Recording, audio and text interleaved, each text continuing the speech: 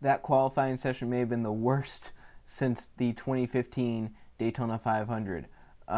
So it was probably known for a long time that with this new rules package, with it being so much like the trucks, that drafting and qualifying at tracks like Vegas, like Michigan Auto Club, tracks like that, Kansas, where there's grip, that drafting was going to be a necessity in qualifying, and basically being the last in a row was going to be the best place to be and probably get you the pole.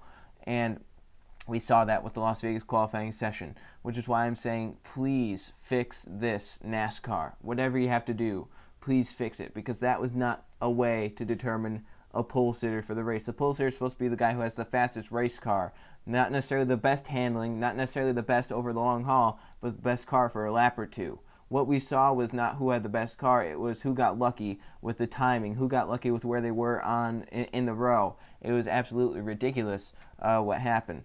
The first round wasn't bad. There's less drafting there because, in all honesty, you could probably make the first round getting a draft off of one or two cars. Round two was a little bit more of that, where they were kind of sitting around, whatever. But round three really showed the drafting aspect of qualifying.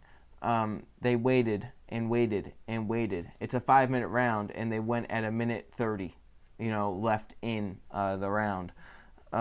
Because you only want to get 2 laps in. You don't want to get more than 2 laps in, or else people are going to probably leapfrog even more.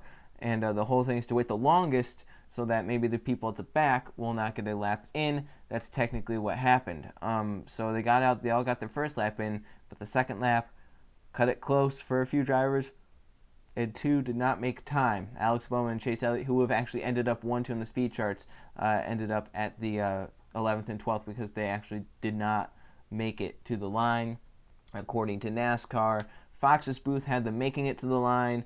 Hendrick Motorsports' clock had them making it to the line. I think some video had them making it to the line as well, but NASCAR's clock didn't have that. So what it is, I don't know. But it was absolutely ridiculous because, first of all, we actually don't know if they made it or not because NASCAR never really showed a distinctive video clip on it, and they're the only one that says they didn't make it. And then on top of that, it was a whole game of waiting. It was a whole gimmick, which Denny Hamlin won the pole, or excuse me, Kevin Harvick won the pole. I think Hamlin was second and Kyle Busch was third. It was very, very embarrassing, to say the least. It was not. It wasn't fun. It wasn't anything. It was just waiting around, and it wasn't. There wasn't much to really think about at that point. And drivers have voiced their displeasure greatly. Some have said, whatever for the fans, I'm with. Jimmy Johnson, I think, said that Kyle Busch has probably been pushed to make comments kind of like that because remember how outspoken he was about the package. Now this past week it has gone to whatever is best for the sport he supports. But Ryan Newman's spoken out against it. Matt DiBenedetto has spoken out. Kurt Busch was very angry after qualifying. Eric Almirola, all these drivers that kind of missed, qualified bad. Like Almirola didn't make the second round. Some of these drivers didn't make the second round. David Reagan is starting inside the top 10, inside the top 5, I think. But once again, does that really showcase how fast of a car he has?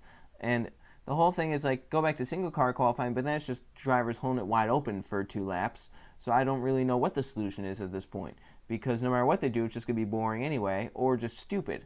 What we saw was stupid. It wasn't qualifying. It was a gimmick, and that's not something that they need. More gimmicks is not the good thing for NASCAR. They have enough gimmicks, and they're already trying to get away with enough gimmicks. But that's my opinion on qualifying. They got to fix it, or else it's just going to be bad. They cannot, they need to do something. They cannot have group qualifying with these. There's a reason why it stopped in the Truck Series, because they're basically using a Truck Series package now. There's a reason it stopped in the Truck Series. There's a reason it should be stopping in the Cup Series. If we're gonna do group qualifying in Cup, then why aren't they doing group qualifying in Trucks? It's the same package. What's the difference? There's not really a difference at this point. So if one's gonna have single truck qualifying, the other, which is the same thing, should have single car qualifying, if you think about it. But that's probably not the way NASCAR really thinks about it at this point. If it's a show, it's a show, and that's what they're gonna, they're gonna love that part of it. So it was just ridiculous. Not much more to say about it. So we'll see how the race goes on Sunday.